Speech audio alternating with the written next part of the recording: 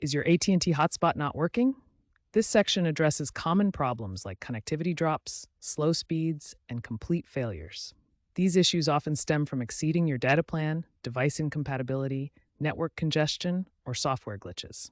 First, check your data allowance in the My AT&T app or website and reset your data usage if needed. If you're experiencing throttling, consider upgrading your plan or waiting for your billing cycle to reset. For connectivity problems, restart both your hotspot device and the devices you're trying to connect. Ensure your device's software and carrier settings are up to date. On Android, dial 46tech to access testing. On iOS, check Settings General About. Verify that your APN settings are correct. APN should be phone, MMSC mobile.net, and MS proxy, proxy.mobile.atnet 80. Reset your network settings if necessary.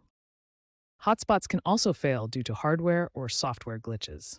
Clear your cache, disable battery optimization for the hotspot app, or, as a last resort, perform a factory reset on the hotspot device. If basic troubleshooting doesn't resolve the issue, consider these advanced fixes.